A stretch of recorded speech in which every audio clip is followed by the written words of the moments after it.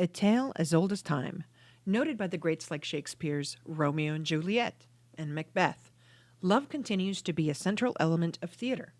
It dates back to the very inception of theater. Love was the driving factor for George Lucas for all of his Star Wars movies. Why do you think it's important to a good story?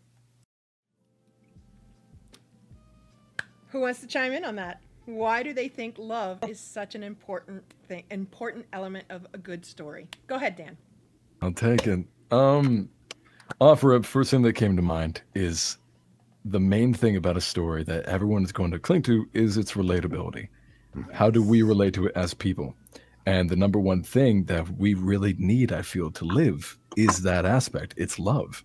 That's the most relatable thing. We all feel that at some point in our lives. And so to have that in your story, people are immediately going to cling to that. They're immediately going to jump to that. They're going to say, hey, I either have this or I want this or I felt this at some point. And through that capacity, they immediately relate to that character and what they are going through. And that's why it's a fundamental aspect of pretty much any story that's told, whether it's platonic, romantic, the love of an idea. It can be incredibly abstract, and that allows for so many avenues and just a degree of versatility that you don't find with the majority of emotions that can be expressed throughout anything. Because I mean, love itself is incredibly versatile. Whether it's it can even just be akin to hate in many ways. There's a reason why red, the color of red, is both love and hate. You know what I mean? Yes. There's just so much versatility there, and I definitely think it's essential in the majority of stories that are being told, especially this one. So. Yeah, and there are definite parallels in Star Wars, to stories that we have known throughout time. I mean, I think I was talking to Donna. I'll pick on Donna a little bit on this because we were talking about this a little bit. To some of the greatest stories ever told on the stage. What can we draw from those stories that you have brought into the portrayal of these characters? And I'm talking about like Shakespeare and the greats. Right. Well, Shakespeare definitely had to put butts in the seats, so to speak, even though they stood. They stood for theater. Love has the ability to bring out the best in us and the worst in us. And Shakespeare totally understood that to make a very interesting story. You can't always have, everyone falls in love in the end. You have to have crisis. You have to have pain, sorrow. And in those elements, that is how, beyond the stage, that's how we grow as people. It's the pain and the sorrow and the suffering that we go through. And then I'm going to wink at my wedge and then look at myself as Nora. Pain makes us or breaks us. And I think it's very important. And it was an important element in Shakespeare. It's dramatic. And it also can be comedic. It's very, very useful. And love makes the world go round. Just want to throw that out there. And love is a through line, really, for Absolutely. everything, because it's hate is driven by it. Love is driven by it. Absolutely. It is the one constant in there. Right. Or the lack thereof. Or the lack thereof. And right. Love needs to be addressed or used in one form or another to tell any story, I believe. Any story at all, even if it's about crime. Yeah. There's love. Yeah. Passion in general, I guess, would be the term. Wouldn't it? Absolutely. Yeah. Right on. And I mean, I think George Lucas really borrowed from all of those tropes and kind of just put them all together, shook them up, and said, "Here's Star Wars."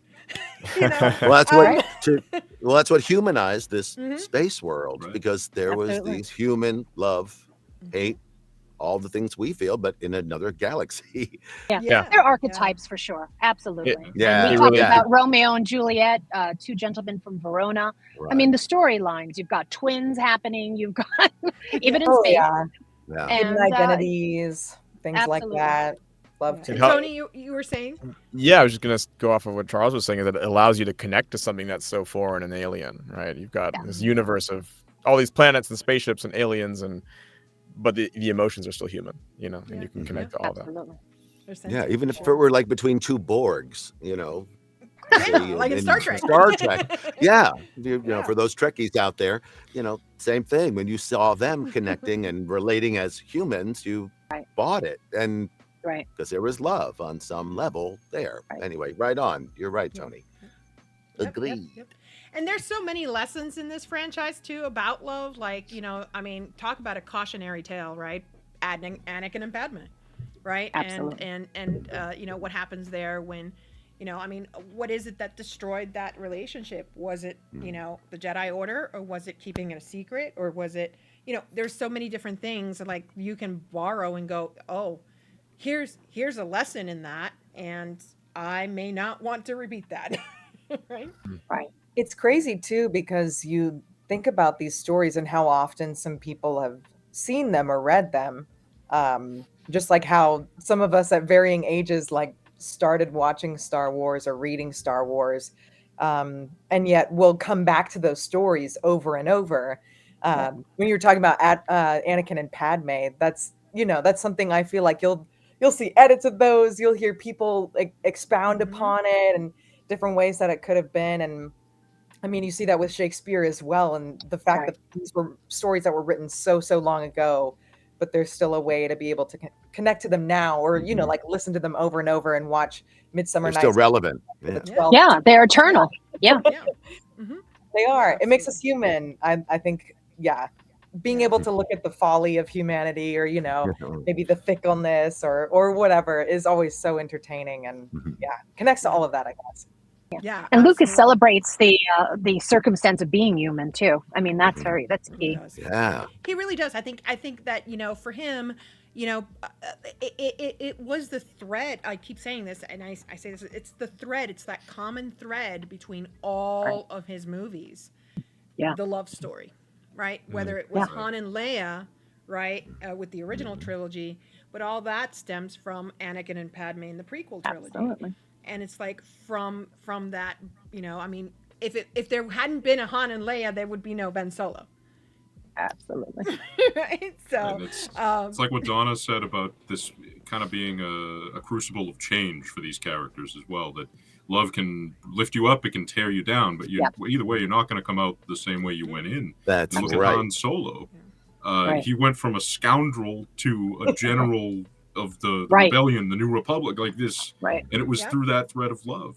It's huge in these stories. I mean, there's always, you know, I mean, the princess and the scoundrel. I mean, that is such a common trope in so many different, I can't name them right now, but so many different of our theatrical works, right? Like, you know, the Heidi-Tooty, you know, royal princess with, you know, the I mean, Aladdin.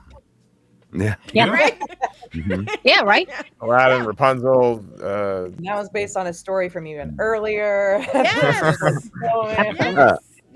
So, you know, there's Everything Disney. and then, you know, what are you guys drawing from when, you know, like when you're thinking about these characters and you're thinking about what they're feeling and what they're going through? Because I think any actor that really, you know, embodies this, and I always say this because I know you guys have always heard me say this, I don't think voice actors are any different than physical actors. You just can't see them. That's the only difference, right? We just don't have to move as much. Yeah. Yes. No. And the struggle is creating an audible reality. So their actor is an actor. Yeah. I do my own stunts. Yeah. So You have a face for radio. Yeah. Yes. You know, so I think in that sense, I mean, how do you guys draw from all those stories that you have either put on the stage yourselves or have been part of, if I read, or, you know, stuff like that? What elements of those stories do you think that you'll bring into your own love stories here?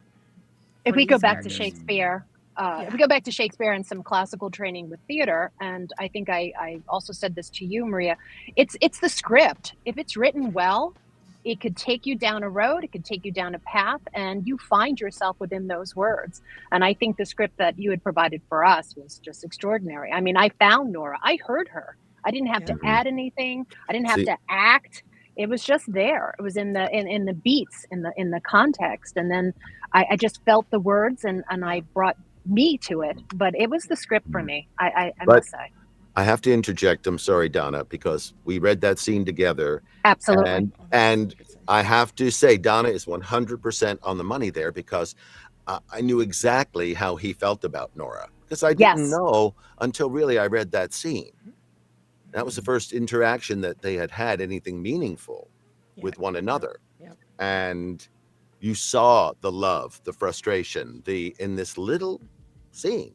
Yeah. And it was in the writing. So it's not Hail Maria. Yes, so we're due for sure. Yeah. The nuances, and to Charlie's point, the nuances also come from your acting skills. Yeah. Yes, absolutely.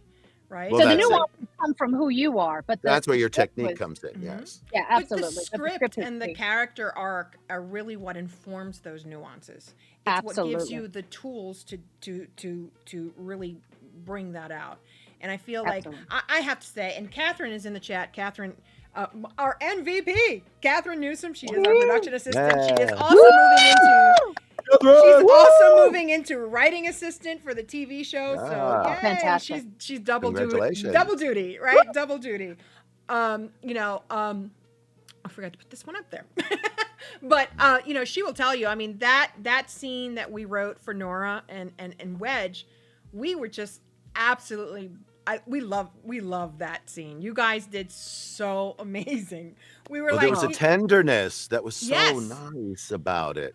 Yes. And it was so evident that wasn't hard to come up with. I can't wait to be able to do that scene and put that into, and have it be animated and have all of that put that into the TV I would love that. series. Yeah, I love that scene. That scene is great. It's a great scene. Yeah, for sure. Catherine and I were messaging back and forth. We were like, "This is so good." If you didn't love Nora and Wedge before then, you will after this. Absolutely. Yeah. Yes. So absolutely, for sure. Love that. So it was fantastic. And I mean, the same thing was with Maddie. Maddie's audition for us was just like, we were like, that's it. We were like, that's it. Like there was no one else that did that submitted for Nora, because you were just it from the start, Donna. Thank you. We did have, and I pulled the numbers, and I know poor Dan's gonna be shocked here. But there were 72 submissions for Ben Solo. Wow. Yes. Yep. So, you and won. Look who got you it. won. Hashtag winning, right? 72 Yeah, submissions 1v72, not a big deal. We're good here. You're one of the 72. And for Ray, we had 47 submissions, and so crazy that everybody really wanted to be Ben and Ray, number one. Right? Of course. But from the moment that we heard Maddie, we were just like, yeah. And then we had we really did have some great Ben Solos. Like, we really did have some people that auditioned for Ben Solo that were fantastic. But I think, for us, the chemistry between Madeline and Dan was just, it was perfect. Like, I just remember like the messages, Catherine and I, Catherine's my right-hand person. So Catherine and I are just like, this is fantastic. This is so great. This is much better than the others. No offense, but sorry. So it was like, we nailed that. That was great. But I mean, it was a lot of submissions for those roles. Poe had 67 submissions. Yeah. 67 submissions for. You beat me and 65 other people.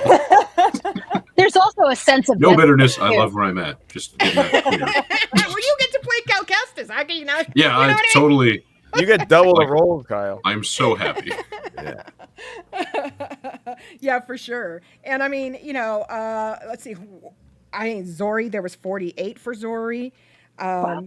Yeah, there's a lot of folks that really wanted to, and not to mention, like, we not only submitted to Casting Call Club, we submitted to Backstage, we submitted to IMDb Pro, which is how we found Vincent Catalina.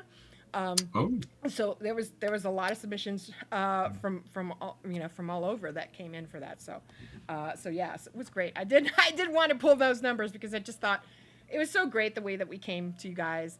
I just loved it. I mean, honestly, we were just blown away by the audition. So yes, we do, Catherine.